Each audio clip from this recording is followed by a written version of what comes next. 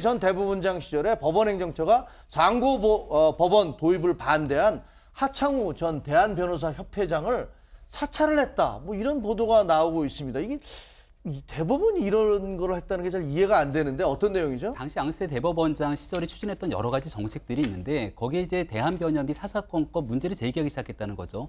그 상고법원 설치도 굉장히 핵심적으로 추진했던 거고 또 이 대법관을 늘리는 것 같은 경우는 대법원이 원하지 않는 부분인데 그런 내용들까지. 그래서 당시에 변협을 제압하려는 시도들이 있었다는 건데요. 저기 뭐예요? 저 화면에 나오는 저런 시도를 했다는 그렇죠. 겁니까? 당시 부동산 변협회장에 개인재산 대해서 조사하고? 사찰과 비슷한 내용들이 있었다. 나중에 지나고 나서 보니 좀 이상했다는 거고 대한변협에 대해서 문제를 제기하기도 했는데 여기에 보면은 문건에 원교근공이라는 이 고사가 나온다는 겁니다. 원교근공? 예, 전구시대에 있었던 고사 중에 하나인데 원교, 그러니까 멀리 있는 사람이랑 가까이 지내고 근공, 가까이 있는 사람을 공격한다는 건데 네. 가까이 있는 사람은 대한변협을 공격하고 멀리 있는 사람이라는 건 지방변호사회를 끌어당겨 갖고서는 결국은 그 당시에 대법원에서 대한변협과의 문제가 있었던 것을 문건으로 나타났다 지금 이런 보도가 나오고 있는 건데 대법원이? 이게 지금 어디까지 문제가 촉발될 수 있는 이 폭발력을 갖고 있는 건지 굉장히 걱정이 됩니다. 근데 어떻게 변협회장의 재산을 뒷조사하고 수임을 뒷조사하고 그걸 누구를 통해서 하겠다는 건지 잘 모르겠지만 어쨌든 그게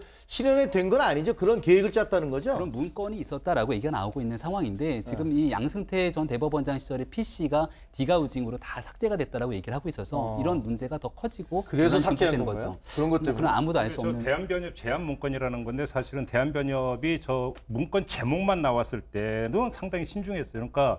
그러니까 짐작 가는 바는 있지만 문건 내용이 공개가 안 됐기 때문에 일단은 입장을 유보하지만 제압이라는 단어가 들어간 것 자체가 부적절하다.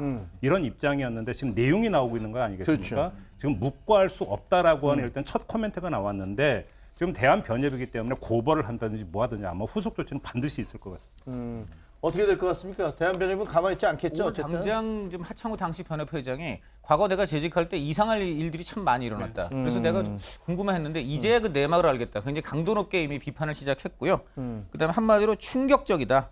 변협 압박 방안을 그렇게 법원이 마련했다는 것 자체가 충격적이고 특히 변론 연기 요청을 원칙적으로 불허를 하고 또 실기한 공격 방어 방법을 금지하고 공판 기일 지정 시에 변호인의 연기 요청을 거부하는 방안까지 정말 생각할 수 없는 일들을 법원이 했기 때문에 강력히 대응하겠다 이런 입장을 밝혔습니다.